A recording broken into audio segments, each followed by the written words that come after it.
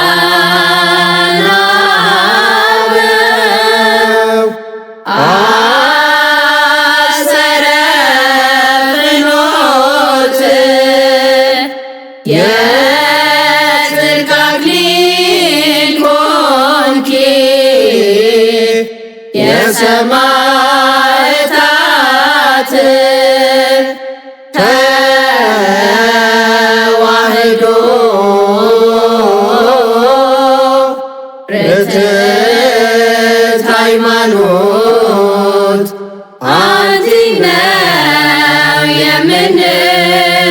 የምንከተለው ሚጠትና ነሳ ውላጤ ኅድረት ትምህርት የማትይ ቱሳኤ ፍልጠት ተዋሕዶ የቄርሎስ ትምህርት በእውነት ንጽሕት ሃይማኖት የቅዱሳን አበው አሰረ ፍኖት የጽድቅ አክሊል ኮንኪ የሰማዕታት ተዋሕዶ ርትዕት ሃይማኖት አንቺ ነው የምንከተለው በጽድቅ ተራራ ላይ በእውነት ተመስርታ እንዴት ይታሰባል ልትኖር ተዘንግታ ተዋሕዶ የከፍታ ሕይወት በእውነት አምሳያ የሌላት የቅዱሳን አበው አሰረ ፍኖት የጽድቅ አክሊል ኮንኪ የሰማዕታት ተዋሕዶ ርትዕት ሃይማኖት አንቺ ነው የምንከተለው ወልደ አብ ወልደ ማርያም እግዚእነ መድኅን በማለት ምትሰብኪ ብስራተ አበው ቅዱሳን ሐዋርያት ምስጢራት ሲፈጽሙበት የነበሩ በምእመናን ቤት ነበር። ከአምልኮ ጣዖት ውጡ፣ ወደ እግዚአብሔር ተመለሱ፣ ምን ስታዲያ ትጠጣለ ሲሉ ግፍአ ሰማዕታት አለ። በክብ ቤተክርስቲያን ላይ በምስራቅ ያለችውን ትንሿ በር አለች። ያቺ በር አትከፈትም። ይህንን ደግሞ ቅዱስ ኤፍሬም በውዳሴ ማርያም ላይ ሆትሰ ድንግሊቲ አላት። ያቺ በርስ ድንግል ናት አለ። ስለዚህ ካቴድራል ማለት የጳጳስ መቀመጫ ዙፋን ማለት ሲሆን መንፈስ ቅዱስ እንደማያስፈልግ ተጠሪነቱ ለጳጳስነት ነው። ወንድና ሴት ፊት ለፊት የተያዩ ያስቀድሳሉ ማለት ነው። ያን መነኩሴ ምን ይለዋል? ልጄ ከተማ ደርሰን የመጣ ነውና ምን ደስ አለ? ምንስ አይተምን ታዘብክ ሲለው ያቺ ሴት ያየኋትን ደስ ብላኛለች አለ። በካቶሊክ ላይ አራት ነው በር አሁን ያለው የካቴድራል አሰራሩ አራት በር ነው ያለው። አራተኛው በር ማን ነው የሚገባበት? ተዋህዶ ትፍለስ ካቶሊክ ትንገስ ብለው ሲያውጁ 7 ዓመት ከ6 ወር ከእናታቸው ማህፀን እኔ አይደለም የካቶሊክን ሃይማኖት በአይኔ ካቶሊካውያን ለማየት ይቅር በጆሮ እንኳን መስማት አልፈልግም ከእናቴ ማህፀን አልወጣም ብለው 7 ዓመት ከ6 ወር ውስጥ በእናታቸው ማህፀን ሳይወጡ ቆይተዋል ማለት ነው። ክህነት የሚያሽር ብቻ ሳይሆን እንዲህ የሚያደርጉ ራሳቸው እንኳን በሞትን የሚያስቀጣ መሆኑ ጶስ ካህን እንዲህ ሊሆን ይገባዋል። የማይነቀፍ የአንዲት ሚስት ባል ልከኛ ራሱን የሚገዛ ከዚህ ውጭ ከሆነ ግን ክህነቱን ያሽረዋል ማለት ነው። አሁን የምናየው ኮከብ ቆጣሪ የሆኑ የጠንቋዮችና የስራይ አድራጊዎች ነገር የሚያምን ቃላቸውንም የሚቀበል ከሲሞቱ ይሻር። የሐራ ጥቃን ማለት መናፍቃን ጥምቀት የተቀበሉ ወይም ቁርባናቸውን የቆረቡ ኤጲስቆጶስ ወይም ቄስ ወይም ዲያቆን ቢኖሩ ይሻሩ ወይም አብራቸው ቢጸልዩ ይለዩ ይላል ማለት ነው። አክሊል የሚደረግላቸው ለእግዚአብሔር ለአጋዕዝተ ዓለም ለቅድስት ሥላሴ የመገዛታቸውን ምሳሌ ነው። እኔ ለአጋዕዝተ ዓለም ለቅድስት ሥላሴ ስለምገዛ ብላ ዘወትር ፀጉሯን ትሸፈናለች ማለት ነው። ስለዚህ ካህናት ስጋው ደግሞ የሚፈትቱ ከሆነ ለ7 ቀን ከተራክቦ መታቀብ አለባቸው። ካህናትና ዲያቆናት አንተ ደግሞ ኬት አምጥተህ ነው እንዲህ የምትለን ብለው ለአቡነ ማጽዮን ይህንን ከመብርሃን የተነገራቸውን መልእክት አልተቀበላቸውም። ታምረ ማርያም ሲነበብና ታቦት በቆመ ሰዓት መዛወር፣ ፎቶ ማንሳት፣ ማውራት፣ መቀመጥ አይፈቀድም። ስለ አድኖን በእጅ መዳበስ አይፈቀድም።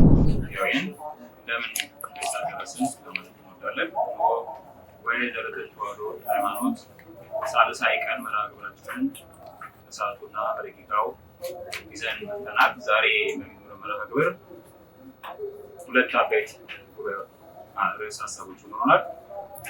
ቀዳሚ የምናደርገው የርትዕት ተዋሕዶ ሃይማኖት ሕግና ስርዓት ሲሆን ተዋሕዶ ሃይማኖት ቅዱስ እግዚአብሔር በሰጠን ሕግና ስርዓት ምን ይመስላል ሲሆን የምናነሳ ይሆናል። አሁንስ በቅድስት ቤተክርስቲያን የተሰጡትን ሕግና ስርዓቶች እውነት እያከበርን ያለ ነው? ላለንበትስ ሕይወት ይህን ሕግና ስርዓት አለማክበር ምክንያት አይደለም ወይ? የምናነሳ ይሆናል። በሁለተኛ ደረጃ አብዛኞቻችሁ ሲጠይቁ እንደነበረው የዘመን ስርዓታችን ምን ይመስላል? አሁን ያለው ቤተክርስቲያን እየተጠቀምበት ያለው የባሕረ ሐሳብ አቆጣጠር እና የማህበረ መድኃኔዓለም ቅድስት ድንግል ማርያም ማህበረ ኢትዮጵያ እየቆጠረበት ያለው ዘመን ሄኖክ አቆጣጠር እውነት በመጽሐፍ ቅዱስ የተቀመጠው የትኛው ነው የሚል ተደጋጋሚ ጥያቄ አንስታችሁናል። ከዛም መልስ የሚሆንና ለተዋሕዶ ምዕመናን ፈውስ የሚሆን የዘመን ሄኖክ አቆጣጠርን ዛሬ እናቀርብላችሁ ይሆናል። ትናንትና ከትናንት ወዲያ በነበረ መርሐ ግብር የተለያዩ ሀሳቦችን ላካችሁልን፣ እንዲሁም ዘርዘር ያለ ጥያቄዎች አሉ። ብዙ መረዳት እንፈልጋለን ብላችሁ ስልካችሁን ማስቀመጣችሁ አላችሁ። እሱንም ይዘናል። በትምህርት ክፍሉ አማካኝነት ያላችሁ ጥያቄ ዘርዘር ያለ ውይይት በአካል ካስፈለገ እየተገናኘን መወያየት እንችላለን። ብዙ መዛግብቶችን ስላሉ መዛግብቶችን ማቅረብ እንችላለን። ይህ የርትዕት ተዋሕዶ ሃይማኖት ጉባኤ ህዝብን ለማንቃት ከጠፋንበት ስርዓት ወደ ርትዕት ተዋሕዶ ሃይማኖት ወደ ያዝነው ስርዓት ወደ ጥንት አባቶቻችን ወደ ተከተሏትና እግዚአብሔር አምላክ ወደ መሰረታት ርትዕት ተዋሕዶ ሃይማኖት እንድንሰበሰብ ማድረግ ነው እና ይህን ዓላማ ለማሳካት የሚያስፈልገውን መስዋዕትነት ለመክፈል ዝግጁ መሆናችንን እናንተ ለመጣችሁ ጥያቄ ከዚህ ጉባኤ በመቀጠል የተለያዩ መርሐ ግብሮችን እያሰናዳን በሚኖራችሁ በግል እየተነጋገርን የርትዕት ተዋሕዶ ሃይማኖትን ስርዓት ለማጽረጽ እና ህዝቡን ወደ ትክክለኛው መስመር ለመመለስ የምንተጋ መሆኑን ለማሳወቅ እንወዳለን። ዛሬ ቅድም እንዳልኩት 2 አበይት መርሐ ግብሮች ይኖሩናል። የመጀመሪያው የርትዕት ተዋሕዶ ሃይማኖት ሕግና ስርዓት ሲሆን ሁለተኛው ደግሞ የዘመን ሄኖክ። ስለዚህ ለሁለቱም መጀመሪያ በመምህራን ማብራሪያ ይሰጣል። ማብራሪያ ከተሰጠ በኋላ ጥያቄና መልስ ይኖረናል። ከዛ ወደ ሁለተኛው ርዕስ እንገባለን ማለት ነው። ስለዚህ የዛሬ መርሐ ግብራችን ይሄ ነው። እስከ መርሐ ግብራችን ፍጻሜ አብራችን እንድትቆዩ እንጋብዛለን። መቃ አባ ከንድማ አፉራ ቁልቁሉ ዋቀ ቶኮ ዋቀ አብርሃም ዋቀ ይስሐቅ ዋቀ ያዕቆብ ገደኒሳ ፋገሁ ዱበሮ ማርያም ሀደኬና ገኒሼ ፋተኡ ፈኖ ቁልቁሉ ፈኖ ዋቃ ኤርጋሞተ ቁልቁሎታ አንዱኒፍ ገኒሳኒ ፋገ ሀተኡ ጉሚት ርትዕት ተዋሕዶ ገጌፈሙ ወሰው ይገሌ ኩኖ ጉያ ሰደፋረት ጌኒራ ዋቃ ወጂን ዱበሮ ጊፍቲኬና ሀደኬና ዱበሮ ማርያም ወጂን ጉያ ሰደፋረት ጌኒራ ገኒ ዋቃ ፋተኡ ሀዳሌ ዋኤ በረ ሄኖኪ ዋኤ ሴራ ተዋሕዶ በልኢናን ኒሜሪያነ ጀቹዳ ኡመተ ኢትዮጵያ ኡመተ አዱኛ ሁንዳፍ ጋፊ ቀደን ሁንዱ ጋፈቹ ደንዴተን ጀቹ በርባና ጋፊ ቀደን ሁንዱ በሬሱን ኑፍ አከ ኤርጊተን ኒቤክሲስና ጀቹዳ። በስመ አብ ወወልድ ወመንፈስ ቅዱስ አሐዱ አምላክ። ይትባረክ አምላከ አበዊነ ለዘአብጽሐነ እስከ ዛቲ ዕለት በሰላም ወዳና ኦ ንግሥተ ሰማይ ወምድር ወላዲተ አምላክ ንጽሕተ ንጹሐን ቅድስተ ቅዱሳን እግዝእትነ ማርያም ቅድስት ኪዳነ ምሕረት ለኪ ይደሉ ስብሐት ወአኮቴት ኦ ቅዱስ መስቀለ መድኃኔ ዓለም ለኪ ይደሉ ስብሐት ወአኮቴት ኦ ኩልኩም ቅዱሳን መላእክት ነቢያት ሐዋርያት ሰማዕታት ጻድቃን በአብያትኩም ለኩም ይደሉ ስብሐት ወአኮቴት ለይኩን የቅዱሳን አምላክ መድኃኔ ዓለም ለአበው ቅዱሳን ምስጢሩን የገለጥክ ለእኛንም ደግሞ ምስጢሩን ትገልጥልን ዘንድ እንማጸናሃለን። ለይኩን። እሺ እንደ እግዚአብሔር መልካም ፍቃድ እስካሁን ስንከታተለው የነበረውን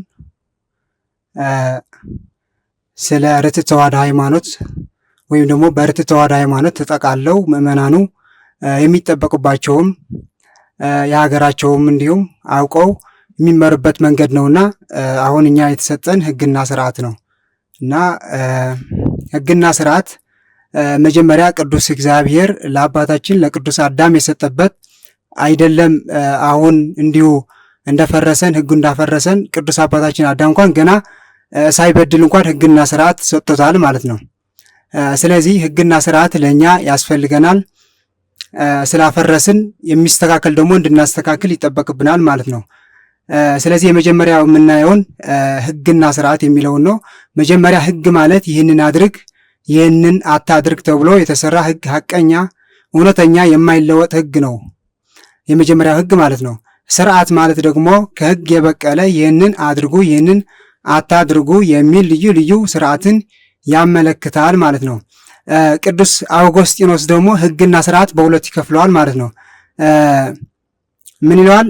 ሕግ ስነ ምግባራዊ ሲሆን አትግደል፣ አታመንዝር ወዘተ ያካትታል ማለት ነው። ስለዚህ ያንን ሕግ ስነ ምግባራዊ ያዘለ ነው ማለት ነው። ስለዚህ አትግደል የሚለው ሕግ ነው፣ አለመግደል ነው ማለት ነው። ሁለተኛው ደግሞ ስርዓታዊው ሕግ ደግሞ ግዝረት፣ ሰንበትን እና መባቻዎችን ማክበር የመሳሰሉ ያዛል ማለት ነው። ስለዚህ ልክ አሁን ከኛ ቀጥሎ የሚያቀርቡትን ስለ ዘመነ ሄኖክ ይህንን ያካትታል ማለት ነው። ስለዚህ ሕግና ስርዓት ሁሉን አጠቃሎ የያዘ ነው ማለት ነው። ለብዙ ጊዜ ስንቆይ የነበርነውን ስንጮህ የነበረውን ሕግና ስርዓት ተፋልሷል። የታላቋ የቅድስት ቤተክርስቲያን ሕግና ስርዓት ይከበር የሚለውን ለዚህ ነው።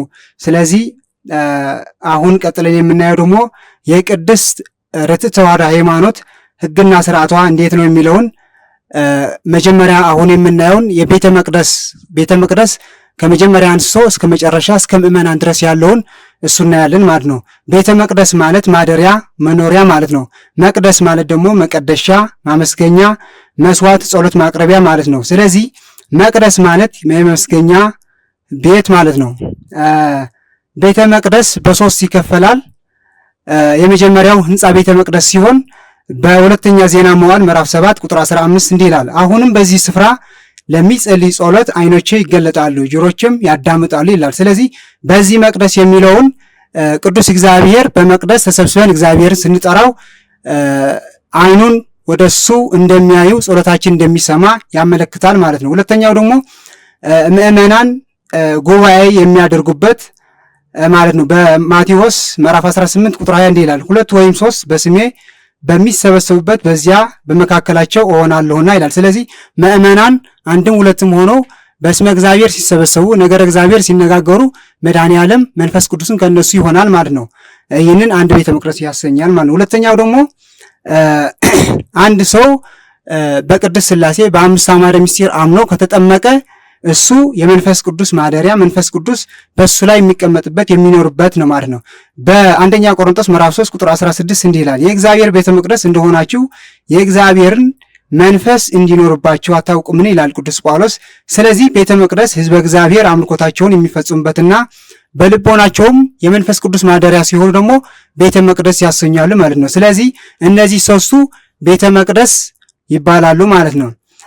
ታዲያ እንደዚህ ካልን እግዚአብሔር የሌለበት ቦታ የለም፣ በሁሉ አለ ማለት እግዚአብሔር በሁሉ ነው ያለው። ቤተ መቅደስ ህንፃ ቤተ መቅደስ ካልን የተወሰነ ቤተ ክርስቲያን የሚሰራበት አለ። ይሄ እንዴት ነው? መዝሙር ዳዊት ቅዱስ ዳዊት ራሱ እንዲህ ይላል በመዝሙር 138 ቁጥር 7 ላይ እስከ 9 እንዲህ ይላል፣ ከመንፈስህ ወዴት እሄዳለሁ? ከፊትህስ ወዴት እሸሻለሁ?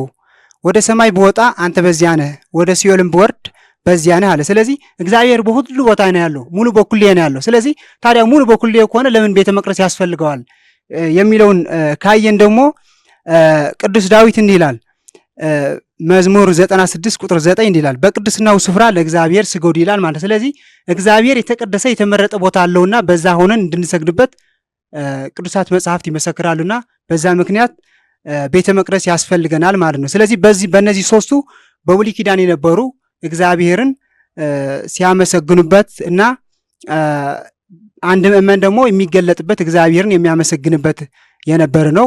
አሁን የምናየው ደግሞ ቤተ መቅደስ በብሉይ ኪዳን እንዴት ነው ከአዳም ጀምሮ እስከ ሙሴ የነበረውን አሁን እናያለን ማለት ነው። ከአዳም እስከ ሙሴ የነበረውን በኦሪት ዘፍጥረት ምዕራፍ 28 ቁጥር 16 ላይ ያለው እንዲህ ይላል ያዕቆብም ከእንቅልፉ ተነስቶ በእውነት እግዚአብሔር በዚህ ስፍራ ነው፣ እኔ አላወቅኩም ነበር አለ፣ ፈራ፣ እንዲሁም አለ ይህ ስፍራ እንዴት ያስፈራ! ይህ ስፍራ የእግዚአብሔር ቤት ነው እንጂ ሌላ አይደለም፣ ይህ የሰማይ ደጅ ነው። ያዕቆብም ማልዶ ተነሳ፣ ተንተርሶት የነበረውም ድንጋይ ወስዶ ሐውልት አድርጎ አቆመው፣ በላዩም ዘይት አፈሰሰበት። ያዕቆብም ያን ስፍራ ቤትኤል ብሎ ጠራው፣ አስቀድሞ ግን የዚያች ከተማ ስም ሎዛ ነበረ ይላል ማለት ነው።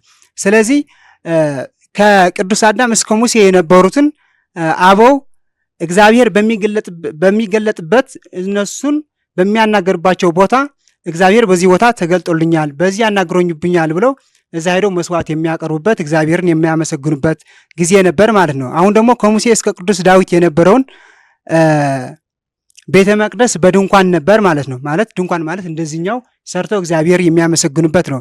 ይህንን ደግሞ መነሻ የምናደርገውን ወይም ደግሞ ምሳሌ ተቀምጦ እንደዛ እንደነበረ የሚያመለክተን በኦሪት ዘጸአት ምዕራፍ 40 ቁጥር 34 እንዲላል ደመናውን የመገናኛውም ድንኳን ከደነ፣ የእግዚአብሔርን ክብር ማደሪያውን ሞላ ይላል ማለት ነው። ስለዚህ በእነዚህ ወቅት የነበረ ደግሞ በድንኳን እግዚአብሔርን ያመሰግኑበት ነበር ማለት ነው። ሶስተኛው ደግሞ ከቅዱስ ሰሎሞን እስከ አዲስ ኪዳን መድኃኔዓለም ተወልዶ እስከመጣበት ድረስ የነበረውን ደግሞ ህንፃ ቤተ መቅደስ ነው። ይህንን ደግሞ በሁለተኛ ዜና መዋዕል ምዕራፍ 7 ቁጥር 11 እንዲህ ይላል ሰሎሞንም የእግዚአብሔርን ቤትና የንጉሥን ቤት ጨረሰ፣ በእግዚአብሔር ቤትና በራሱ ቤት ይሰራው ዘንድ በልቡ ያሰውን ሁሉ አከናወነ። አሁንም በዚህ ስፍራ ለሚጸልይ ጸሎት ዓይኖቼ ይገለጣሉ፣ ጆሮቼንም ያዳምጣሉ። አሁንም ስሜ ለዘላለም በዚያ ይኖር ዘንድ ይህንን ቤት መርጬዋለሁና ቀድሼዋለሁም፣ ዓይኖቼም ልቤም ዘወትር በዚያ ይኖራሉ የሚለውን በዚህ ወቅት የነበረው ደግሞ ከቅዱስ ሰሎሞን እስከ መድኃኔዓለም የሚመጣበትን ጊዜ ደግሞ ህንፃ ቤተ መቅደስ ሰርተው እግዚአብሔርን ሲያመሰግኑበት የነበረ ቤት ነው ማለት ነው። በአዲስ ኪዳን ግን መድኃኔዓለም ከተወለደ በኋላ በምኩራብ እየሄደ ህዝቡን እያስተማረ እንዲሁም ደግሞ በጎዳናው በአደባባይ የሚወጣ እያስተማረ የነበረበት ወቅት ነው። ይህንን ምሳሌ የምናደርገው ደግሞ በማቴዎስ ምዕራፍ 5 ቁጥር 17 እንዲህ ይላል እኔ ሕግንና ነቢያትን ለመሻር የመጣሁ አይምሰላችሁ ልፈጽም እንጂ ለመሻር አልመጣሁም ይላል ማለት ነው። ስለዚህ መድኃኔዓለም በምኩራብ ሄዶ ህዝበ እግዚአብሔር ሲያስተምር የነበረበትን ወቅት መድኃኔዓለም ወደዛ መሄዱ ያመለክታል ማለት ነው። ሁለተኛው በሉቃስ ምዕራፍ 2 ቁጥር 46 እንዲህ ይላል ከሶስት ቀንም በኋላ በመምህራን መካከል ተቀምጦ ሲሰማቸውም ሲጠይቃቸውም በመቅደስ አገኙት ይላል። ከዚህ የምንረዳው መድህን የብሉይ ቤተ መቅደስ አከበራት፣ በመስዋዕተ በግ የነበረውን በቅዱስ ሥጋው ደሙ ዋሃቢተ ሕይወት አደረጋት። አይኑ ለምሳሌ መድኃኔዓለም ሲመጣ በአዲስ ኪዳን በብሉይ ኪዳን የማይደረገው የነበረውን በአዲስ ኪዳን በዚህ በአሁን ዘመን እንዲህ አይደረግም። ለምሳሌ በብሉይ ኪዳን አይንን ያጠፋውን አይንን አጥፋበት የሚል ሕግ ነበር። በአዲስ ኪዳን ግን አይንን ያጠፋውን ይቅርታ አድርግለት ወይም ደግሞ ለሱ እንድትጸልይበት ሕግ ሰርቶልናል ማለት ነው። ይህ ማለት ግን ለምሳሌ ሀገርን ሊያጠፋ የመጣ ሃይማኖትም ሊያጠፋ የመጣ ግን ዝም ብለ ተገፋ ስለሱ ብለ አንገትህን አቀርቅረ ዝም ብለ የምታልፍበት ሳይሆን በግላው ህይወት አንተ የሚያሳድድህን በሚገባህን ትህትና ታሳየዋለህ ለማለት ነው።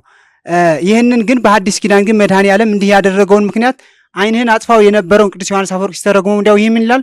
በብሉይ ኪዳን ይህንን ስርዓት የሰራውን እግዚአብሔር አይንህን ያጠፋውን አይኑን አጥፋት የሚለውን በዛን ሰዓት ህዝቡ ፈርቶ ህግ እግዚአብሔር እንዲጠብቅ ብሎ ያደረገው እንጂ እግዚአብሔር ያንን ህግ ወዶ አይደለም። ያንን ፈርተው ህግ እግዚአብሔር እንዲጠብቁ ብሎ ነው ብሎ ያርመዋል ማለት ነው። ስለዚህ አሁን የምናየው ደግሞ ቤተ መቅደስ በቅዱሳን ሐዋርያት ዘመን ነው። አሁን ያየነውን መድኃኔዓለም በቤተ ምኩራብና እንዲሁም ደግሞ ለምእመናን በነበሩበት ሄዶ የሚያስተምሯቸው የነበረ ነው። መድኃኔዓለም ግን አስተምሮ ህዝቡ የሞት ሞት ሞቶ የእኛን ህይወት ሰጥቶ ካረገ በኋላ በቅዱሳን ሐዋርያት የነበረውን ጊዜ ደግሞ እናየዋለን ማለት ነው። ቅዱሳን ሐዋርያት ምስጢራት ሲፈጽሙበት የነበሩ በምእመናን ቤት ነበር። በቤተ መቅደስ ቢሰብኩ ማለት ነው። በምኩራብ እየሄዱ በሐዋርያት ሥራ እንደምናገኘው በምኩራብ ሄደውም ሲሰብኩ ይታያል ማለት ነው። ያ እንደዛ ቢያደርጉም ደግሞ ምስጢራት ሲፈጽሙ የነበረ ለምሳሌ ምስጢረ ጥምቀት ሲፈጽሙ የነበረ ባመነበት ሰው ለምሳሌ አንድ ሰው ካገኙት ቤቱ ወስደው ልክ በሐዋርያት ሥራ ምዕራፍ 16 ላይ ያለውን ያንን እነ ቅዱስ ጳውሎስ በእስር ቤት ታስረው እያሉ ያንን የእስር ቤትን ሲያናጉት በዝማሬ ያንን ሰውየውን እነሱን ሲጠብቅ የነበረውን በእነሱ ታምር አይቶ ተመልሶ ሲመለስ በእነሱን ሲያምን ወደ ቤቱ ወስዶ ምስጢረ ጥምቀት የፈጸሙለት ለዛ ሰውየውን በቤቱ ነው ማለት። ስለዚህ ምስጢረ ጥምቀት ሲፈጸም የነበረው በቅዱሳን ሐዋርያት ቤተ መቅደስ ስላልተሰራላቸው አሁን የምናየው ቤተ መቅደስ ስላልተሰራ በቤታቸው ይፈጸም ነበር ማለት ነው። ይህንን ታዲያ እንዲህ እያደረጉ ቢያደርጉ እንኳን ቅዱስ ጳውሎስ በሰብአ ፊልጵስ የነበሩ ምእመናን ከአምልኮ ጣዖት ውጡ፣ ወደ እግዚአብሔር ተመለሱ፣ ይህን አይበጃችሁም ሲላቸውን እሺ ከአምልኮ ጣዖት እንወጣለን፣ ነገር ግን እግዚአብሔርን የምናመሰግንበት ቤተ መቅደስ ይሰራልን ሲሉት ይህንን ጥሩ ሐሳብ የተቀደሰ ነገር መሆኑ አውቆ ቅዱስ ጳውሎስ ለቅዱሳን ሐዋርያት ይህንን ሐሳብ ያቀርቡላቸዋል። ቅዱሳን ሐዋርያት ደግሞ እሺ ጥሩ እንደዛ ከሆነ እኛንም ሱባኤ እንያዝ ብለው ሱባኤ ያዙ። መንፈስ ቅዱስ ደግሞ ገለጠላቸው። ከዛ በኋላ መድኃኔዓለም ምን ይላቸዋል? ቤተ መቅደስ ክብ ቤተ መቅደስ ሰርቶ ይህንን ቤተ መቅደስ በእናቴ ጠርቼዋለሁ፣ በእናቴ ስም ነው የምጠራው ብሎ ይህን ደግሞ በአራቱ ማዕዘናት ዓለም በእናቴ ቤተ መቅደስ ስሩ ብሎ አዛቸዋል ማለት ነው። ያቺ የመጀመሪያውን ቤተ መቅደስ በፊልጵስዩስ የነበረችው ቤተ መቅደስ ክብ ቤተ ክርስቲያን ናት ማለት ነው። ስለዚህ ከዚህ የምንረዳው ምንድን ነው? ቅዱሳን ሐዋርያት የሚያደርጉትን እያንዳንዱን የሚሰሩትን ስራ በመንፈስ ቅዱስ ተመርተው እንደሆነ ማለት ነው። አሁን ያለው ግን ያንን ቀርቶ ክብ ቤተ ክርስቲያን የነበረውን አፍርሰው በገዛ ፈቃዳቸውን የሚመሩበት ያለው ነውና ወደ ቅዱሳን አባቶቻችን ሐዋርያት ዘመን ይመልስልን መድኃኔዓለም ማለት ነው። የቤተ መቅደስ አሰራር በአዲስ ኪዳን ማለት አሁን ካየነው በመንፈስ ቅዱስ ምሪት እግዚአብሔር አሳይታችኋል። አሁን ግን እንዴት ነው ያለው አሰራሩስ ቅርጹስ እንዴት ነው ያለው ብለን ደግሞ በሶስት ከፍል እናየዋለን። መጀመሪያው ክብ ያለውን ቤተ ክርስቲያን ነው። ይህንን ክብ ደግሞ ለምሳሌ እንደ እንጦጦ ቅድስት ድንግል ማርያም የወላዲተ አምላክ ቤተ ክርስቲያን ክብ የሆነውን አንደኛ ይህን ነው። ሁለተኛው ደግሞ ሰቀላማ ቅርጽ ያለውን እንደ ደብረ ብርሃን ጎንደር ያለውን ወይም ደግሞ እንደ ደብረ ዳሞ ያለውን ይህንን ሰቀላማ ቤተ መቅደስ ነው በአዲስ ኪዳን የሚሰራው ማለት ነው። ሶስተኛው ደግሞ ዋሻ ቅርጽ ነው። ይህንን ዋሻ ደግሞ ለምሳሌ እንደነ ጻድቁ አቡነ ሀብተ ማርያም በአለት ተፈልፍለው የሚሰሩትን ቤተ መቅደሶች እነዚህ ዋሻ ቤተ ክርስቲያን ይባላሉ ማለት ነው። ሶስቱ ቤተ መቅደስ አንድ የሚሆኑበትና የሚለያዩበት ደግሞ በቅኔ ማህሌት ቅዱስ መቅደስ አንድ ናቸው። በውስጣቸው በሚፈጸመው ስርዓት አንድ ናቸው ማለት ነው። ለምሳሌ እግዚአብሔር የሚያመሰግኑበት ምስጢረ ቁርባን፣ የህብረት ጸሎት የመሰለውን ሁሉ አንድ ናቸው። በዚህ አንድ ይሆናሉ ማለት ነው። በውስጣቸው በሚፈጽሙበት አንድ ይሆናሉ። በሰቀላማና ዋሻ እደው ወእማት ማለት አንስትና ወይም ደግሞ ሴቶችና ወንዶች ግን የሚለያዩበት በመጋረጃ ነው ማለት ነው። እንደገና ደግሞ ለምሳሌ ክብ ቤተክርስቲያን 3 በር አለው። ዋሻ ግን እንደ ሁኔታው ለምሳሌ በዋሻ አንድ በር ያለው አለ ማለት ነው። ስለዚህ በዚህ ይለያያል ማለት ነው። በአሰራሩም እንዲሁም ደግሞ አሁን እንዳየነው ፎቶውን የተለያየ ነው ማለት ነው።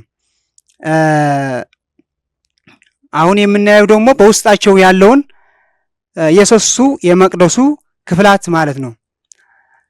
አንደኛ ቅኔ ማህሌት የሚባለው መዘምራን ደባትር ለአምላክ የቅኔ ምስጋና የሚያቀርቡበት ያ የቀዳሜ ክፍል መጀመሪያ ስንጋ በክብ ቤተ መቅደስ ላይ ያለው የመጀመሪያውን ቅኔ ማህሌት ይባላል።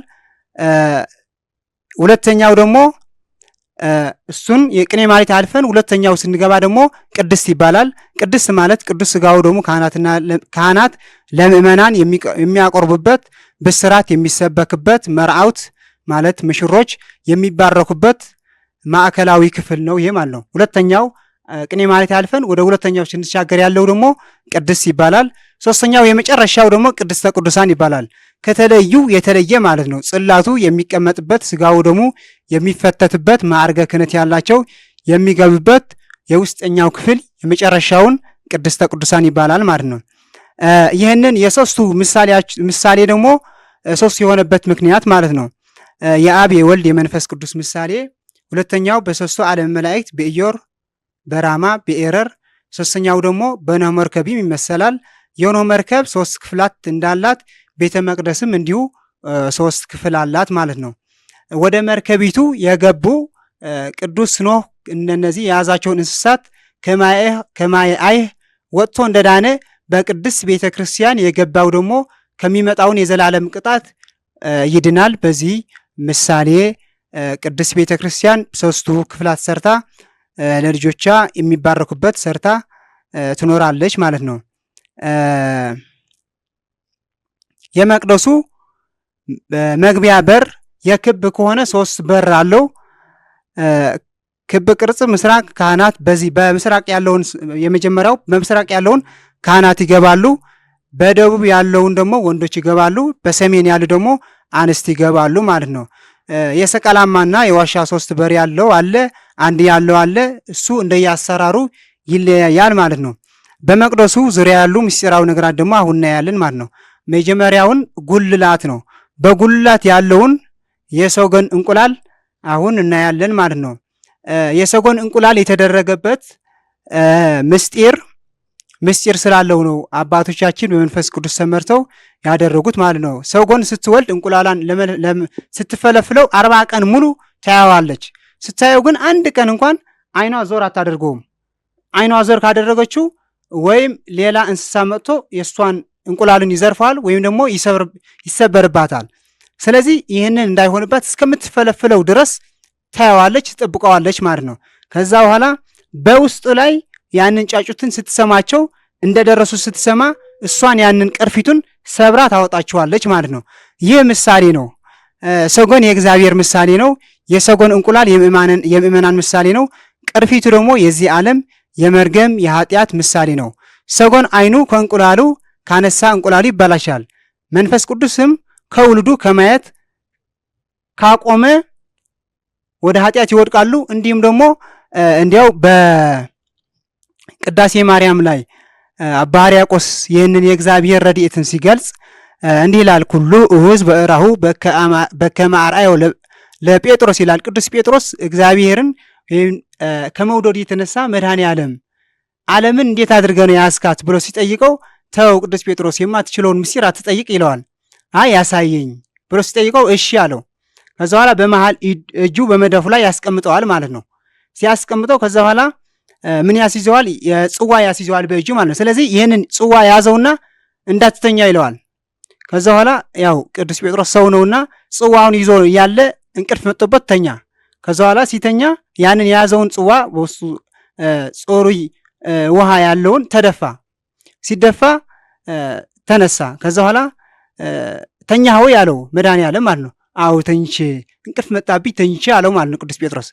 ከዛ በኋላ አየኸው እኔንም ለቅጽበት እንዲሁ ከተኛሁ ዓለም ከማየት ካቆምኩባት ዓለም በቅጽበት እንደዚህ ትጠፋለች ይለዋል። ስለዚህ እሺ ጌታዬ እንደዚህ የምታልፍ ከሆነች አንተስ እሺ ይህን አስረድተኛል፣ ምን ትበላለህ አለው።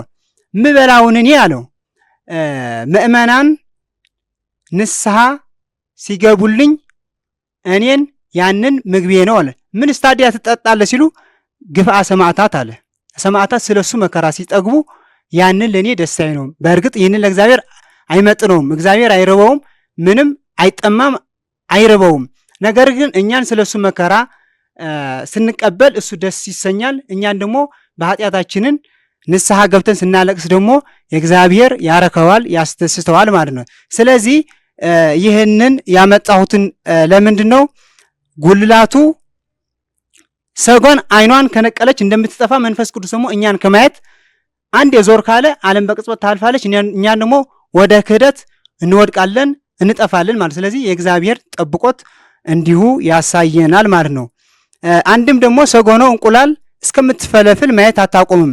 የተዋህዶ ምእመናን ደግሞ አሁን በወላዲተ አምላክ የተነገረንን የተወለደውን ልጅ ሴት ከሆነች እስከምትጠመቅ ድረስ እናትና አባት ቤተሰብ ብቻውን እየጠበቀ እግዚአብሔርን እያመሰገነ እስከሚጠመቁ ድረስ ይጠብቀዋል ማለት ነው። ከዛ በኋላ ከተጠመቀ በኋላ መንፈስ ቅዱስ ከተቀበለ በኋላ ሌላ ሰው መጥቶ ቢያየውም ምንም ጉዳት አይደርስበትም። ያንን ልጅ በመንፈስ ቅዱስ ተመርቶ ያድጋል ማለት ነው።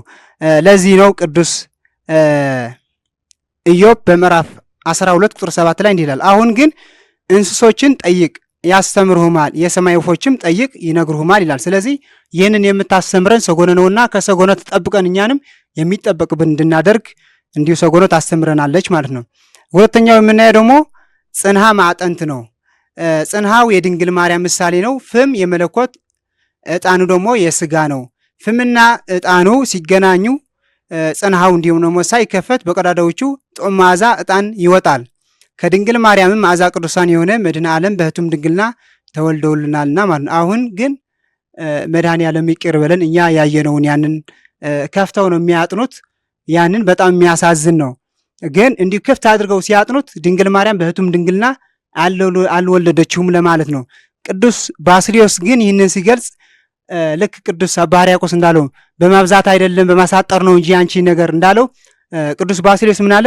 ወትረ ድንግል ነው ያላት። ሁሌ አንቺ ከመጽነስሽም በፊት ስትጸንሽም ስትወልድም ከወለድሽ በኋላ ወትረ ድንግል ነሽ አንቺ ያላት ማለት ነው። ስለዚህ ወላዲተ አምላክ ያንን በሷ የሚመሰለውን ጽንሃ ሲከፍቱት ማለት ምሳሌው እንደዚህ ማለታቸው ነው፣ አያምንበትም ማለት ነውና ይህንን መድኃኔ ዓለም ወደ ቀደመው ዘመናችን በቤተ ክርስቲያናችን ያለው ስርዓትን እንዲያስከብርልን ወደ ቀድሞ ዘመናችን መድኃኔ ዓለም ይመልስልን ማለት ነው። ሶስተኛው የምናየው ደግሞ በቅድስተ ቅዱሳን ያለችው መስኮት ናት ማለት ነው። ምናልባት በክብ ቤተክርስቲያን ላይ በምስራቅ ያለችውን ትንሿ በር አለች። ያቺ በር አትከፈትም። ያንን ምሳሌዋን የድንግል ማርያም ምሳሌ ነው። አለመከፈቷ የማህተመ ድንግልናዋ የድንግል ማርያም ልክ አሁን በማጥንት እንዳይሆነ ሳይከፈት በቀዳዳውን የማጥንቱን ሳይከፈት ማጥንቱን እንደሚወጣ ያቺ በቅድስተ ቅዱሳን በምስራቅ ያለችውን በር አትከፈትም። ስለዚህ ያቺ ምሳሌ የድንግል ማርያም ናት። መድኃኔ ዓለም ብትወልደውም በሕቱም ድንግልና የወለደችው ማለት ነው። ስለዚህ ይህንን አይቶ ነው ቅዱስ ሕዝቅኤል በምዕራፍ 44 ላይ ከ1 ጀምሮ እንዲህ ይላል፣ ወደ ምስራቅም ወደ ሚመለከተውን በስተውጭ ወዳለው ወደ መቅደሱ በር አመጣኝ፣ ተዘግቶም ነበር ይላል። ይህንን ደግሞ ቅዱስ ኤፍሬም በውዳሴ ማርያም ላይ ሆትሰ ድንግሊቲ አላት። ያቺ በርስ ድንግል ናት አለ። ስለዚህ በዚች ያለችው በር የድንግል ማርያም ምሳሌ ናት ማለት ነው። አሁን የምናየው ደግሞ የስህተት አሰራር ነው። እስካሁን ያየነውን መንፈስ ቅዱስ የፈቀደውን የቅድስት ቤተ ክርስቲያን አሰራር ነው። አሁንም ደግሞ የካቴድራል አሰራር እናያለን ማለት ነው። ካቴድራል ማለት የጳጳስ መቀመጫ ዙፋን ማለት ሲሆን በጥንታውያን ክርስቲያኖች አመለካከት ካቴድራል ማለት የስልጣን ምልክት ማለት ነው። ጥንታውያን የኢትዮጵያ ኦርቶዶክስ ተዋሕዶ ሃይማኖት ካቴድራል ተብሎ የተሰጣቸው ስያሜ የለም። ይህ ቃሉ ያልተለመደ የባዕድ ቃል በመሆኑ ለመጀመሪያ ጊዜ በ1924 ዓመተ ምህረት የተሰራውን የመንበረ ጸባዖት ቅድስት ሥላሴ ቤተክርስቲያን እጅግ በስፋቱ ትልቅ በመሆንና ዘመናዊ ህንፃ በመሆኑ ይህንን በማየትና በማድነቅ አጼ ኃይለ ሥላሴ ቤተክርስቲያኑን ለመጀመሪያ ጊዜ ካቴድራል ብለው ስም ሰጡት ማለት ነው። ትልቅ በመሆኑ ለአይን እይታ ጥሩ በመሆኑ ካቴድራል ብለው ሰየሙት ማለት ነው። ያቺ መድኃኔ ዓለም ፈቅዶ የሰራት ክብ ቤተክርስቲያን ግን እንደማታስፈልግ ይህንን የሚያስፈልገን ብለው ይህንን ሰሩት ማለት ነው። በርትዕ ተዋሕዶ ሃይማኖት ግን አለ ሲገልጸው ሲያብራራው ለጳጳስ ሳይሆን ተጠሪነቱ ያንን አሁን ያለው ካቴድራል ወይም ደግሞ በካቶሊክ ላይ ያለው በካቴድራል የሚቀመጠውን ጳጳስ ነው የሚቀመጥበት። ያንን ጳጳስ ሲቀመጥበት መንፈስ ቅዱስ እንደማያስፈልግ ተጠሪነቱ ለጳጳስነት ነው። ምናልባት አሁን ይህንን ሰፋ አድርጌ አላየውም፣ መምህራን ያብራሩታል። የፈለኩት ግን በርትዕ ተዋሕዶ ሃይማኖት ግን መቀመጫው መጀመሪያ ዙፋኑን ለመንፈስ ቅዱስ ነው። ከመንፈስ ቅዱስ ደግሞ ለወላዲተ አምላክ ትጠየቃለች። ከዛ በኋላ ደግሞ በዛን ሰዓት ያሉ ካህናት ለእግዚአብሔር የቀረቡትን እንደዛ እያሉ እግዚአብሔርን ከእግዚአብሔር የመጣውን ለምእመናን ከምእመናን ደግሞ ወደ እግዚአብሔር የሚያስታርቁበት መንገድ ነው ማለት ነው። ልክ አሁን እንዳለውን እንደ ካቴድራል ሳይሆን እንደ ርትዕ ተዋሕዶ ሃይማኖት ማለት ነው። ሕገ ወጡ አሰራሩ ደግሞ ወንድና ሴት ፊት ለፊት የተያዩ ያስቀድሳሉ ማለት ነው። ወንድና ሴት የተያዩ ቢያስቀድሱ ምን ችግር አለው ካልን ደግሞ ችግር አለው ማለት ነው። እንዲያው በገነት መነኮሳት ያለውን አንድ ታሪክ አለና አንድ ሕፃን እናቱ ትጥለዋለችና በበረሃ ትጥለዋለች። ከዛ በበረሃ ማን ያገኘዋል? አንድ መነኩሴ ያገኘዋልና ይዞት ወደ በረሃ ይሄዳል። ወደ በረሃ ሲሄድ ወደ ገዳም ማለት ነው። ወደ በረሃ ወደዛ ወደሚኖርበት ሲወስደው ከዛ ከብዙ ዓመት በኋላ ያንን ሕፃን አደገና ይዞት ወደ ከተማ ወጣ። ከዛ በኋላ ከተማ ደርሰው ሲመለሱ ያንን መነኩሴ ምን ይለዋል? ልጄ ከተማ ደርሰን የመጣ ነውና ምን ደስ አለ? ምንስ አይተህ ምን ታዘብክ? ሲለው ያቺ ሴት ያየኋትን ደስ ብላኛለች አለ።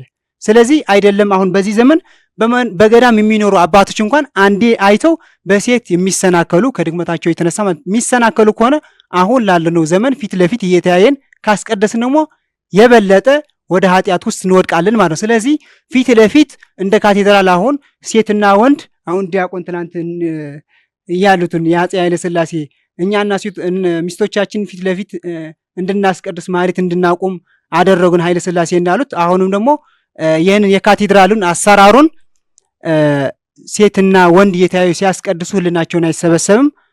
በጽድቅ ምትክ ኃጢአት ስለሚሰሩ መርገም ስለሚያመጡ አግባብ አይደለም ማለት ነው። ሁለተኛው ደግሞ በጣሪያው የሚደረጉ ሻኳራዎች የለውም። ይህንን ሻኳራዎች የሚደረገው በምስጢር ነው። የቅዱሳን መላእክት ምሳሌ ነው ማለት ነው። ሻኮራዎች ሌትና ቀን እየተወዛወዙ ይንሻሻሉ። ቅዱሳን መላእክት ዘወትር ያመሰግናሉ።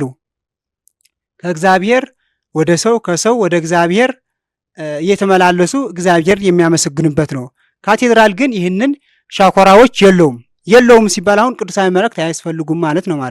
ስለዚህ ቅዱሳን መላእክት ካላስፈለጉ ደግሞ የት እንደምንወድቅ የታወቀ ነው ማለት ነው። ቅዱሳን አባቶቻችን አይደለም ቅዱሳን መላእክት አያስፈልጉም ለማለታቸው ለሚጠብቃቸውን መልአክ እንኳን ልብሳቸውን ሲቀይሩ እንኳን ልብሳቸው ተሸፍነው ነው ልብሳቸው የሚቀይሩት። ከመኮራቸው የተነሳ አይተው አክብረው እንኳን ልብሳቸውን ተሸፍነው ነው የሚቀይሩት ማለት ነው። ስለዚህ እኛን ደግሞ ቅዱሳን መላእክት አያስፈልጉንም ሳይሆን እንድናክብራቸው የቅድስት ቤተክርስቲያናችን ደግሞ ሕጋውና ስርዓቷን አክብረን የሚሰራውን ቤተክርስቲያን በአግባብ እንድንሰራ ቅድስት ቤተክርስቲያን ታስተምረናለች ማለት ነው። አሁን የምናየው ደግሞ የካቴድራል አሰራሩ እያየን ነው ያለ ነው ማለት ነው። ከሶስት በር በላይ ነው ያለው። ለምሳሌ 4 ከሆነ የሶስቱ ምሳሌ አይተናል። ካህናት ይገባበታል፣ ወንዶች ሴቶች ይገቡበታል። አራተኛው በር ደግሞ ማን ነው የሚገባበት? በካቶሊክ ላይ 4 ነው በር። አሁን ያለው የካቴድራል አሰራሩ 4 በር ነው ያለው። አራተኛው በር ማን ነው የሚገባበት? በእነዚህ ሶስቱ እግዚአብሔር ይገባበታል። በብሉይ ኪዳን ነበር እንዲያው በአዳም ጊዜ የነበረውን በምስራቅ የነበረውን ቅዱስ እግዚአብሔር ይገባበታል። በደቡብ የነበረ አዳም ይገባበታል። በሰሜን የነበረ ደግሞ ቅድስት ሔዋን ትገባበታለች። ያንን አራተኛው ከገባ አሁን ያለውን ሰይጣን ይገባበት ማለት ነው። እንዲያው አሁን የካቶሊክ ቤተክርስቲያን ጳጳስ ምንድን ነው ያለው? 5ኛ በር ከፈታለ። ማን ነው የሚገባበት? አሁን በጣም እኮ ነው የሚገርመው ማለት ነው። ያን አራተኛው አልበቃ ብሏቸው 5ኛው አሁንስ ምን ሊያመጡልን እንደሆነ እንዲያው እግዚአብሔር ከዚህ ይሰውረን ማለት ነው። ይህን የካቴድራል አሰራር ደግሞ መድኃኔዓለም ከቅድስት ሀገር ኢትዮጵያ ነቅሎ ያስወጣልን ማለት ነው። ምናልባት እንዲያው አንድ ቤተሰብ ነበረኝና መድኃኔዓለም ይመልሳቸው ካቶሊክ ናቸውና አንድ እኮ ነን እኛ ዝም ብለህ ነው እንጂ አንተ እንደዚህ የምትለው አንድ እኮ ነን፣ ቅዳሴያችን ውዳሴ ማርያም አለን፣ ቅዳሴ ያለን ሁላለን አንድ ነን ትለኛለችና ከዛ በኋላ አንድ አይደለንም ቤት ስጠይቃት አትመልስልኝም። ነገር ግን አባቶቻችን ምን አደረጉ? ከካቶሊክ ህብረት ነበራቸው ወይ? አሁን የሚታየውን ደግሞ አብረው ለመጸለይ አብረው የሚደረገውን የሚያደርጉትን ነበረ ወይ የሚለውን አልነበረም። ቅዱሳን አባቶቻችን አንድ ምሳሌ እንዲያው ላንሳ። ኢትዮጵያዊ ኮከብ ጻድቁ አቡነ አብራኒዮስ ምን ያደርጋሉ? በአፄ ሱስንዮስ ዘመነ መንግስት ትላንት ሲብራራ ነበር ማለት ነው፣ የነዚህ የካቶሊክ ስራ ማለት ነው። እና እሳቸው ጻድቅ አባት ነው የነበሩና አፄ ሱስንዮስ ተዋህዶ ትፍለስ ካቶሊክ ትንገስ ብለው ሲያውጁ እሳቸው 7 ዓመት ከ6 ወር ከእናታቸው ማህፀን እኔ አይደለም የካቶሊክን ሃይማኖት በአይኔ ካቶሊካውያን ለማየት ይቅር በጆሮ እንኳን መስማት አልፈልግም ከእናቴ ማህፀን አልወጣም ብለው 7 ዓመት ከ6 ወር ውስጥ በእናታቸው ማህፀን ሳይወጡ ቆይተዋል ማለት ነው። አሁንም ደግሞ የምናየው ደግሞ እግዚአብሔር ከዚህ ይሰውረን። ምን ችግር አለው የምንለው ችግር እንዳለው ቅዱሳን አባቶቻችን ገና ሳይወልዱ እንኳን በእናታቸው ማህፀን የቆዩበት መንገድ ነው ማለት ነው። ስለዚህ ችግር አለው ችግር የለውም እያለን እየተቀላቀልን የምናደርገውን ስራ እግዚአብሔር ያሳዝነዋል። ቅዱሳን አባቶቻችን ደግሞ ያዝኑበታል ማለት ነው እና ወደ አባቶቻችን ሕግና ስርዓት ይመልሰን መድኃኔዓለም ማለት ነው። በቤተ ክርስቲያን ውስጥ የማይፈቀዱ ነገራት ደግሞ አሁን ነው ያለን ማለት ነው። በቤተ ክርስቲያን ውስጥ አሁን የካቶሊክን አሰራር አይተናል። አሁን ደግሞ በቅድስት ርትዕ ተዋሕዶ ቤተ ክርስቲያን የማይፈቀድ ነገራት እናያለን። የመጀመሪያው በቤተ ክርስቲያን ውስጥ ያለ ድሆች ግብዣ ማድረግ የተከለከለ ነው ማለት ነው። ድሆች የሌሉበት ግብዣ ማድረግ የተከለከለ ነው። ምክንያቱ እነሱ ድሆች ለእግዚአብሔርን ሊያመሰግኑ ወደ ቤተ መቅደስ ሲመጡ ብቻቸው ደግሞ ሀብታሞች የሆኑን ግብዣ አድርገው ሲበሉት እግዚአብሔር እንዲያማርሩት እኛ ተርቦናል፣ እነሱ ደግሞ እየበሉ እየጠጡ ጠግበዋል፣ እኛ ግን ተርቦናል ብለው እግዚአብሔር እንዲያማሩ ይሆናል ማለት። ስለዚህ በዚህ ምክንያት ካደረጉ በህብረት እንዲበሉ ይፈቀዳል እንጂ ለብቻቸውን ተለይቶ መብላት አይፈቀድም ማለት ነው። ይህንን በፍትሐ ነገሥት ምዕራፍ 1 አንቀጽ 1 ማለት ነው ቁጥር 12 ይህንን እንዳይደረግ ያግዳል ማለት ነው። ሁለተኛው ደግሞ ነጋዴዎች ቤተክርስቲያን ገብተው መገበያየት አይችሉም። ሶስተኛው የማያምኑ ሰዎችና የተወጉዙ በቤተክርስቲያን መግባት አይችሉም። ፍትሐ ነገሥት ምዕራፍ 1 ቁጥር 14 ማለት ነው። አሁን ግን የምናየው የገበያ ማዕከል ሆነዋል ማለት ነው። ይህንን አሁን አጸዱን አንስተው የቅድስት ቤተክርስቲያኑ አትክልቱን አንስተው አሁን ፎቅ እየገነቡበት ነው ያለ ማለት ነው። ስለዚህ ይህንን ከቅድስት ቤተክርስቲያን የወጣ አሰራር ነው። መድኃኔዓለም ከዚህ ስርዓት አውጥቶ ወደ ጥንተ ነገር ይመልስልን መድኃኔዓለም። አሁን የምናየው ደግሞ ክህነት ከሚያሽሩ ነገራት ማለት ነው። በአንደኛ ሳሙኤል ምዕራፍ 2 ቁጥር 29 ይላል በማደሪያዬ ያቀርቡት ዘንድ ያዘዙትን መስዋዕቴንና ቁርባኔንን ስለምን ረገጣችሁ? እንድትወፍሩም የሕዝቤን የእስራኤልን የኢትዮጵያን ቁርባን ሁሉ መጀመሪያ በምሕረታችሁ ከእኔ ይልቅ ልጆችህን ለምን አከበርህ ይላል። ይህንን የተናገረ ያለው እግዚአብሔር ነው። ለማን ነው የተናገረ ያለው? ለካህኑ ኤሊ ነው። የኤሊ ልጆች በጽላተ ሙሴ ማጥንት እያጠኑ ለእግዚአብሔር የሚመጣውን መስዋዕት ለራሳቸው ያደረጉ እንደገና ደግሞ ለጽላተ ሙሴ የሚያገለግሉትን አጸደ መቅደሷን የሚያጸሩትን ከነሱ ጋር ዝሙት እየሰሩ የሚያደርጉ የነበሩ ነው። እነዚህ እንደዚህ ሲያደርጉ ደግሞ እግዚአብሔር በሞት የቀጣቸው ለልጆቹ ብቻ ሳይሆን ለራሱ ልኤል እንኳን ቀጦታል ማለት ነው። ስለዚህ ክህነት የሚያሽር ብቻ ሳይሆን እንዲህ የሚያደርጉ ራሳቸው እንኳን በሞትን የሚያስቀጣ መሆኑ እንረዳለን ማለት ነው። ሁለተኛው ደግሞ በአንደኛ ጢሞቴዎስ ምዕራፍ 3 ቁጥር 2 እንዲህ ይላል እንግዲህ ኤጲስቆጶስ ካህን እንዲህ ሊሆን ይገባዋል የማይነቀፍ የአንዲት ሚስት ባል ልከኛ ራሱን የሚገዛ እንደሚገባው የሚሰራ እንግዳ ተቀባይ ለማስተማር የሚበቃ የማይሰክር የማይጨቃጨቅ ነገር ግን ገር የሆነ የማይከራከር ገንዘብን የማይወድ ልጆቹን በጭምትነት ሁሉ እየገዛ የራሱን ቤት በመልካም የሚያስተዳድር መሆን አለበት ማለት ነው። ከዚህ ውጭ ከሆነ ግን ክህነቱን ያሽረዋል ማለት ነው። አሁን የምናየው ምናልባት መምህራን በንግሥተ ነገሥታት ተማሪያም ዘኢትዮጵያ 70% ተዋህዶን አይወክሉም ተብለዋል። ክህነታቸው የማይወክሉ ከሆነ ክህነታቸው አይሰራም ማለት ነው። ስለዚህ እነዚህዎቹ ይህንን ካደረጉት ክህነታቸው ይሰራል። ይህንን ከሻሩት ደግሞ የቅዱስ ጢሞቴዎስ የተናገረው ማለት ነው። የሚሰክሩ ከሆነ ልጆቻቸው በስነ ስርዓት የሚያሳድጉ ከሆነ ገርና ቅን ካልሆኑ ክህነታቸው ይህንን እንኳን ሕግን ባለመፈጸማቸው እንኳን ያሽራቸዋል ማለት ነው። ሶስተኛው ደግሞ የምናየው ደግሞ በፍትሐ ነገሥት አንቀጽ 5 ከ102 ላይ እንዲህ ይላል 202 ማለት ነው ይቅርታ። ኮከብ ቆጣሪ የሆኑ የጠንቋዮችና የስራይ አድራጊዎች ነገር የሚያምን ቃላቸውንም የሚቀበል ከሲሞቱ ይሻር። የሐራ ጥቃን ማለት መናፍቃን ጥምቀት የተቀበሉ ወይም ቁርባናቸውን የቆረቡ ኤጲስቆጶስ ወይም ቄስ ወይም ዲያቆን ቢኖሩ ይሻሩ ወይም አብራቸው ቢጸልዩ ይለዩ ይላል ማለት ነው። አሁን የምናየው ደግሞ ግልጽ ነው ማለት ነው። ከካቶሊክ እየጸለዩ ከሙስሊም እየጸለዩ እንዲህ ያደረጉ ግን ፍትሐ ነገሥት ይሻሩ ይላል ማለት ነው። ፍትሐ ነገሥት ይሽራቸዋል ማለት ነው። አሁን የምናየው ደግሞ ካህናትና ምእመናን በቤተ ክርስቲያን ማድረግ ያለባቸውን እንዲሁም ደግሞ የሌለባቸውን የሚጠበቅባቸውን ሕግና ስርዓት መጠበቅ እንዳለባቸው ደግሞ እናያለን ማለት ነው። የካህናትና የወንዶችን የሴቶችን በር መለየት፣ ሴት ረጅም ቀሚስና ረጅም ነጠላ መልበስ፣ በጻዕዳ ሻሽ መሸፈን ይገባታል። አርተፊሻል ነገር አለመጠቀም፣ እግዚአብሔር በሰጣትን ነገር ሁሉ አክብራ እንድትይዝ ማለት ነው። ወንድ አግባብ ያለው ሱሪ፣ ነጠላና እጀ ሙሉ የሆነ ልብስ መልበስ አለበት። ቤተክርስቲያን ሲሄድም እንዲሁ ነው፣ በህይወቱ ሲኖርም ማለት ነው።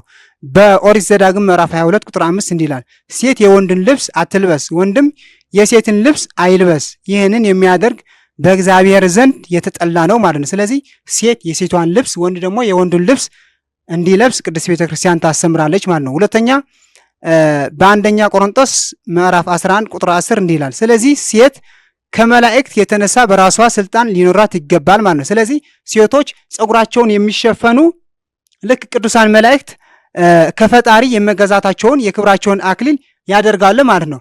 አክሊል የሚያደርግ አክሊል የሚሰጥ አንድ ሰጪ አለ። አክሊል የሚደረግበት ደግሞ ከሱ ስራ አለ ማለት ነው። ልክ አሁን እንደምናየው መድኃኔዓለም አክሊል የለውም ወይ ደግሞ ኪዳነ ምሕረት ካየን አሁን ኪዳነ ምሕረት አክሊል ሳይሆን እጹብ ድንቅ የሆነ የመንፈስ ቅዱስ ስጦታን የሚታየው ማለት ነው። በቅዱሳን አሁን በርግጥ እዚህ የለም። ለነ ጻድቁ ተክለ ሃይማኖት ግን አክሊል ይደረግላቸዋል። ማን ነው የሚያደርግላቸው? እግዚአብሔር ነው የሚያደርግላቸው። ስለዚህ ቅዱሳን መላእክት ደግሞ አክሊል ይደረግላቸዋል። አክሊል የሚደረግላቸው ለእግዚአብሔር ለአጋዕዝተ ዓለም ለቅድስት ሥላሴ የመገዛታቸውን ምሳሌ ነው።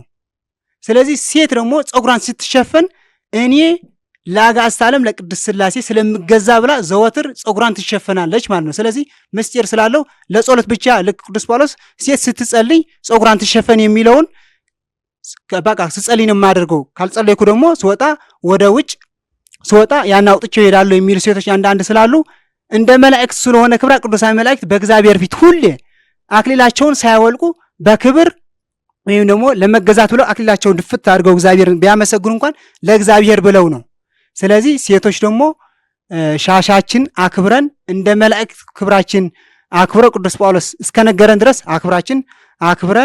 አክብረን ማለት ሴቶች ማለት ነው አክብራችሁ ሻሻችሁን እንድታደርጉ ቅዱስ ጳውሎስ ያስተምረናል ማለት ነው። ሴቶችንም እንደ መላእክት ክቡራን እንደመሆናቸው የሚለውን ከዛ ይቀጥላል። ደግሞ ወንድ ፀጉሩን ቢያስረዝም ነውር እንዲሆንበት፣ ሴት ግን ፀጉሯን ብታስረዝም ክብር እንዲሆንላት ተፈጥሮ እንኳን አያስተምራችሁምን? ፀጉሯ መጎናጸፊያ ሊሆን ተሰጥቷታልና ይላል ማለት ነው። ለቤተ ክርስቲያን ክብር ስንል ሌላው ሕግ ደግሞ ለቤተ ክርስቲያን ክብር ስንል ጫማችንና ካልሳችንን ከግቢ በራውልቀን በፌስታል መያዝ ይጠበቅብናል ማለት ነው። በኦሪት ዘጸአት ምዕራፍ 3 ቁጥር 5 ላይ እንዲህ ይላል፣ የቆምኩባት ስፍራ የተቀደሰች መሬት ናትና ጫማህን ከእግርህን አውጣ ይላል። አሁን የምናየው ደግሞ በቅዳሴ ጊዜ ያለ ስርዓት ማለት ነው። በቅዳሴ ስናስቀድስ የሚጠበቅብን ነገሮች ማለት ነው። አንደኛ ኪዳን ማድረስ አሐዱ አብ ሳይባል በሰዓቱም መድረስና በሰላም ግቡ ሳይባል አለመውጣት፣ የግል ጸሎት አለማድረግ፣ የጸሎት መጽሐፍ አለማንበብና በቅዳሴ ሰዓት ከቦታ ወደ ቦታ አለመዛወር ማለት ነው። የግል ሰላምታ፣ ወሬ፣ ስልክ ማውራት አይፈቀድም። ለልጆች ምግብ አይሰጥም። ከቅዱስ ቁርባን በኋላ ዘይት ብቻ ይፈቀድላቸዋል። የቤተ ክርስቲያን የግል ቦታ አለማድረግ፣ የቅዳሴ ጸበል ይዞ አለመውጣትና በቅዳሴ ጸበል ፊትን አለመዳበስና እንዳይፈስ መጠንቀቅ። አሁን የምናየው ደግሞ የቅዱስ ቁርባን ስርዓት ማለት ነው። ካህናት ስጋው ደግሞ የሚፈትቱ ከሆነ ለ7 ቀን ከተራክቦ መታቀብ አለባቸው። ስጋው ደግሞ ከፈተቱ ለ7 ቀን ከተራክቦ ይታቀባሉ። ስጋው ደግሞ የማያሰናዱ ከሆነ ተራክቦ ከፈጸሙ ከ3 ቀን በኋላ ቅኔ ማህሌት ይገባሉ። መቅደስ ግን አይችሉም። ምእመናን ስጋው ደግሞ የሚቀበሉ ከሆኑ ለ7 ቀን ንጽህናቸው ይጠብቃሉ። ከተቀበሉ በኋላም ቅዱስ ቁርባን ማለት ነው ለ7 ቀን ከተራክቦ ታቅበው ይቆያሉ። ከዛ መቅደስ ይገባሉ። ምእመናን ተራክቦ ከፈጸሙ ከ3 ቀን በኋላ ቤተ መቅደስ ይገባሉ። ይህንን በአንደኛ ሳሙኤል ምዕራፍ 21 ቁጥር 4 እንዲህ ይላል፣ ካህኑም ለዳዊት መልሶ ሁሉ የሚበላው እንጀራ የለኝም፣ ነገር ግን የተቀደሰ እንጀራ አለ፣ ብላቴናዎቹ ከሴቶቹ ንጹሐን እንደሆኑ መብላት ይቻላል አለው። ዳዊትም ለካህኑም መልሶ በእውነት ከወጣን ጀምረን እኛ ሰውነታችንን ከሴቶች 3 ቀን ጠብቀናል፣ የብላቴኖችንም ዕቃ የተቀደሰች ናት። ስለዚህ ዛሬ ዕቃቸውን የተቀደሰች በመሆኗ እንጀራ እንደሚበላ እንጀራ ይሆናናል አለው። ካህኑም በእርሱ ፈንታ ትኩስ እንጀራ ይደረግ ዘንድ ከእግዚአብሔር ፊት ከተነሳው ከገጹ ህብስት በቀር ሌላ እንጀራ አልነበረውምና የተቀደሰውን እንጀራ ሰጠው ይላል። ስለዚህ ከዚህ የምንረዳውን ምእመናን ሩካቤ ከፈጸምን በኋላ ከ3 ቀን በኋላ መቅደስ መግባት ይፈቀድልናል ማለት ነው። ስለዚህ በአንደኛ ቀን ወይ ሁለተኛው ቀን ግን መግባት አይፈቀድልንም ማለት ነው። አንድ ምዕመን በዓመት 3 ጊዜ መቁረብ ግዴታው ሲሆን በካህናት ፍቃድ እስከ 7 ጊዜ መቁረብ ይፈቀድለታል። ከአሁን በፊት ተቀብሎ የማያውቅ ከሆነ ለ3 ቀን ማክፈል አለበት። ከተቀበለ በኋላ ምግብ አይመገብም፣ አክፍሎት ነው። ቅዱስ ቁርባን የሚላመጥ ሳይሆን የሚዋጥ ነው። ይህንን እመብርሃን በመልእክቷ እነግራናለች። ነገር ግን እንዲሁም ደግሞ ከቅዱሳት መጽሐፍት በገድለ አቡነ መብዓጽዮን ላይ ኢትዮጵያዊ ኮከብ ጻድቁ አቡነ መብዓጽዮን በገድላቸው ከአንድ ካህን ጋር ሊያስቀድሱ ቅዳሴ ሲገቡ እመብርሃን በስርዓተ ቁርባን ሲቀበሉ ምእመናን ማለት ነው በሚያስፈራ ግርማ ትገለጥላቸዋለች እና ታለቅሳለች። ከዚ በኋላ ምን ሆነሽ ነው የምታለቅሽው ሲሏት ይህንን አታያቸውም? የሞተ ምስላቸው እኮ ነው፣ ልጄን ሕያው መሆኑ አያውቁም። እንደ ሞተ ስጋውን እያላመጡት እየበሉት ነው ያለው እንደ ሞተ ስጋ። እንዲህ ግን አይደለም፣ ስርዓቱ መዋጥ ነው ያለባቸውን ብላ እመብርሃን ለአቡነ መብዓጽዮን ትነግራቸዋለች ማለት ነው። አቡነ መብዓጽዮን ደግሞ በዛ ሰዓት የነበረውን እመብርሃን እንደሚያሳዝናት እንደሚያስለቅሳት ይህንን ለምእመናን ለካህናት ሲነግራቸው እነዚህ በዛ ሰዓት የነበሩ ካህናትና ዲያቆናት አንተ ደግሞ ከየት አምጥተህ ነው እንዲህ የምትለን ብለው ለአቡነ መብዓጽዮን ይህንን ከመብርሃን የተነገራቸውን መልእክት አልተቀበላቸውም። ነገር ግን በቅዱስ ገድላቸውን ተጽፎ እንዲሁም ደግሞ በዘመናችን ደግሞ መብርሃን በባሪያው በንግሥተ ነገሥታት አድረው ይህንን አስተምረውናል። እኛንም ደግሞ የክብር ስጋው ደግሞ ሕግና ስርዓት ብናከብር ያንን ሁሉ መተን ቅዱስ ቁርባን ላይ ብንደርስ እንኳን ይህንን ካደረግን መብርሃን ያሳዝናታል፣ ያስለቅሳታል ማለት ነው። ስለዚህ የሞተ ለምሳሌ የበግ ስጋ ከሞተ ከታረደ በኋላ በስሎ ነው የምንበላው። የመድኃኔዓለም ክቡር ስጋው ደግሞ ግን ሕያው ነውና መዋጥ ነው የሚጠበቅብን ማለት ነው። ከተቀበልን በኋላ ደግሞ በስነ ስርዓት ይህንን ካደረግን በኋላ ደግሞ ወሬ፣ ስልክ ማውራት፣ ክርክር ማብዛት፣ አብዝቶ መመገብ፣ ጥፍርና ፀጉር መቁረጥ፣ መስገድና መንበርከክ፣ መትፋት፣ መታጠብና ራቆት መሆንም አይፈቀድም። ከተቀበሉ በኋላም አክፍሎት ነው። አማናዊ ምግብ ተቀብለዋልና በማግስቱ ነው የሚመገበው። በቁርባን ዋዜማ ገላን መታጠብ እስከ ረፋት ድረስ፣ በወሊድና በወር አበባ ጊዜ ግን መቀበል አይፈቀድም። በህልመ ሌሊት ጊዜ ከአንድ ቀን በኋላ ንጽህናችን ጠብቀን ቅዱስ ቁርባን እንድንቀበል ቅድስት ቤተ ክርስቲያን ታስተምረናለች ማለት ነው። አሁንም ደግሞ በሚቀርቡ ምእመናን ያለው ስህተት ቅዱስ ቁርባን ቢቀበሉ እንኳን ያለውን ስህተት ደግሞ እናያለን ማለት ነው። ይህንን ቅዱስ ጳውሎስ በአንደኛ ቆሮንቶስ ምዕራፍ 11 ቁጥር 27 ላይ እንዲህ ይላል፣ ስለዚህ ሳይገባው ይህንን እንጀራ የሚበላ ወይም የጌታን ጽዋ የጠጣ ሁሉ የጌታ ስጋና ደም ዕዳ አለበት። ሰው ግን ራሱን ይፈትን ማለት ንስሐ ይግባ። እንዲሁም ከእንጀራው ይበላ ከጽዋውም ይጠጣ ሳይገባው የሚበላና የሚጠጣ ማለት ንስሐ ሳይገባ የጌታን ስጋ ስለማይለይ ለራሱ ፍርድ ይበላልና ይጠጣልምና። ስለዚህ በእናንተ ዘንድ የደከሙና የታመሙ ብዙዎች አሉ፣ አያሌዎችንም አንቀላፍተዋል ማለት ነው። ይህን አንቀላፍተዋል ማለት ሞተዋል፣ በሕይወት የሉም፣ ግን አሉ ብዙዎች ታሟል፣ እንደገና ደግሞ የሞቱ ደግሞ አሉ ማለት ነው። ስለዚህ አለን እያሉ እየተቀበልንን ሕግና ስርዓት እየጠበቅን ነው ያሉ። እንዲያው ከዚህ በፊት አስታውሳለሁ ንግሥተ ነገሥታት በቤተ መቅደስ ብዙ ሕዝብ አለ፣ ግን ጠፍቷል። ነጭ የለበሰ ቅዱሳን የሚቀበል የሚመስል ግን የጠፋ የሞተ ማለት ነው። ለዚህ ነው መብርሃን ለንግሥተ ነገሥታት የላከችልን ማለት ነው። ስለዚህ ቅዱስ ቁርባን እየተቀበልኩ ነው ያለ ሕግና ስርዓት ካልጠበቀ ንስሐ ሳይገባ ወይም ደግሞ እሁድን ሳያከብር የአጋዕዝተ ዓለም የቅድስት ሥላሴ በዓል ሳያከብር ቅዱስ ቁርባን የሚቀበል ከሆነ እያለ የመሰለው የሞተ ነው ማለት ነው። እንዲሁም ደግሞ ካህናት ምእመናን እሺ በዚህ በዓል ሳያከብሩ ይሞታሉ። ካህናት ደግሞ አሁን ለምሳሌ እንደው አሁን ስንገልጸው የነበረውን አክፍለን ቅዱስ ቁርባን መቀበል እንዳለብን ነው። በባሕረ ሐሳብ ያሉ ካህናት ደግሞ ምእመናን 18 ሰዓት ወይም ደግሞ 21 ሰዓት አክፍሎ ነው ቅዱስ ቁርባን መቀበል ያለበት ተብለው ምእመናንን ያከብሩታል። ይህንን 21 ሰዓት ወይም ደግሞ 18 ሰዓት የሚልም አለም 21 ሰዓትም የሚላሉ። በ21 ሰዓት እሺ እንያዘውና 21 ሰዓት ያከፍላሉ። 21 ሰዓት እስከሚቀበል ድረስ ይጾማሉ። ከዛ በኋላ ቅዱስ ቁርባን ይቀበላሉ። ካህናት ግን ያንን አያከብሩትም። እስከ 2 ሰዓት እስከ ማታ ድረስ እንኳን እየጠጡ እየበሉ ከዛ በኋላ ቅዳሴ ይገባሉ። ስለዚህ ካህናት ይህንን እያደረጉ ከሆነ እያሉም እየሌሉ ሞተዋል ማለት ነው። ቅዱስ ጳውሎስ እንዲህ ይፈርድባቸዋል ማለት ነው። ቅዱስ ዮሐንስ አፈወርቅ አንደኛ ጢሞቴዎስ ምዕራፍ 5 ሲተረጉመው ምን ይላል? ካህናት ማን መቀበል እንዳለበት ማን ደግሞ መቀበል እንደሌለበት ስለማያውቁ ብዙ ሰዎች ሞተዋል፣ ለሰይጣንም ተላልፈው ተሰጣቸዋል ይላል ማለት ነው። ስለዚህ ብዙ ሰው በጸበል እንዲሁ ደግሞ ታሞ ቤቱ ተኝቶ ያለውን ቅዱስ ቁርባን ቢቀበል እንኳን የማይድንበትን ምክንያት ዋናውን ይላል ቅዱስ ዮሐንስ አፈወርቅ ሳይገባቸው ስለሚቀበሉ ድህነት አያገኙም፣ ለሰይጣንም ተላልፈው ይሰጣሉ ማለት ነው። ስለዚህ ካህናትም የካህናትን ጉድለት እንዳለበት ቅዱስ ዮሐንስ አፈወርቅ ያስተምረናል። ታዲያ የት ነው ትክክል ካልን በዓመት አንድ ጊዜ ቅዱስ ዮሐንስ አፈወርቅ ራሱ ይህንን ይተረጉማል። ታዲያ የትኛው ነው ትክክል? አንዳንድ ሰው በዓመት አንዴ ይቀበላል፣ አንዳንድ ሰው ደግሞ በዓመት 3 ይቀበላል፣ አንዳንዴ ደግሞ ከ3 በላይ ይቀበላል። የትኛው ነው ትክክለኛውን ብሎ ይጠይቃቸዋል ምዕመናን። ከዛ በኋላ ራሱ ሲመልሰው ትክክለኛው ያደረገማ በንጹህ ልቡ ንስሐ ገብቶ ክቡር ሥጋው የሚቀበለውም በዓመት እንኳን ቢሆን አንዴ ከተቀበለ ያንን እግዚአብሔር ይቀበልለታል ማለት ነው።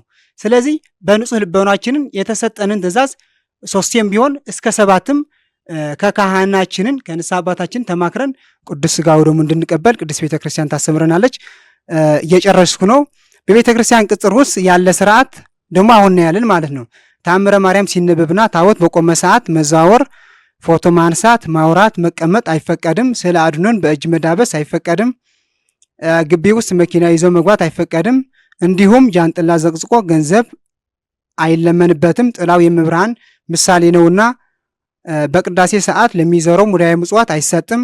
ታቦት ቆሞ ሲለመን አይሰጥም ማለት ነው። ምክንያቱ ታቦት ቆሞ ለእግዚአብሔር ለመማፀን የሰራነው ኃጢአታችን ይቅር በለን ለማለት እንዲሁም ደግሞ የጎደለን ደግሞ አስተካክልልን ብሎ ለእግዚአብሔር የምንማፀንበት ነው እንጂ ብር አውጥተን የሰጠሁ እያለን ህልናችን የምንሰረቅበት ጊዜ አይደለም። በዛ ሰዓት ማለት በፍጹምና በፍርሃት እግዚአብሔርን የምናመሰግንበት ጊዜ ስለሆነ ማለት ነው።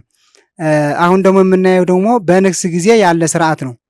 በንግስ ማለት ወደ ገዳማት ስንሄድ ያለውን ስርዓት ማለት ነው። ገዳማት ለንግስ ስንሄድ ለበረከት እንጂ እንደ መዝናኛ ማየት የለብንም። ወይም ደግሞ ይህንን አይቼዋለሁ፣ ደብረ ሊባኖስ አይቼዋለሁ፣ ዝቋላም አይቼዋለሁ ለማለት ሳይሆን ሄደን ዝቋላ ሄደን አቡነ ገብረ መንፈስ ቅዱስ የምንማጸንበት ከመድኃኔ ዓለም የምንታረቅበት መሆን አለበት እንጂ አይቼዋለሁ ለማለት መሄድ የለብንም ማለት ነው።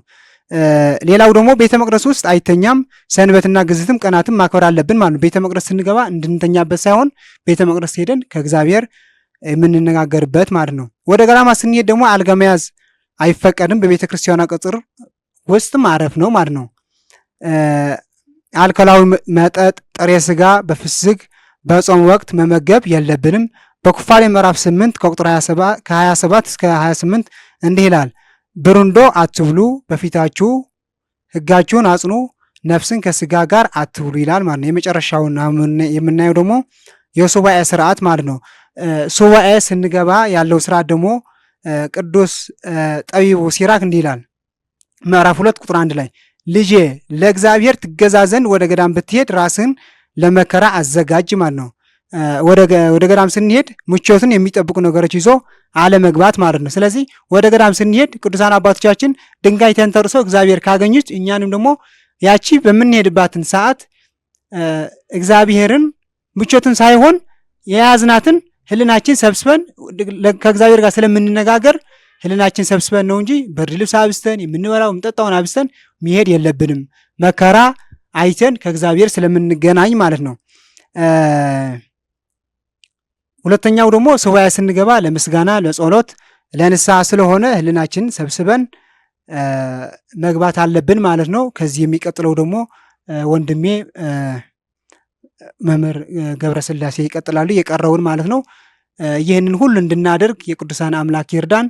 የፈረሰውን ህግ ደግሞ መድኃኔ ዓለም ወደ ጥንተ ነገር ይመልሰን መድኃኔ ዓለም። እሺ እኔ እዚህ ጨርሻለሁ። እግዚአብሔር ይስጥልኝ።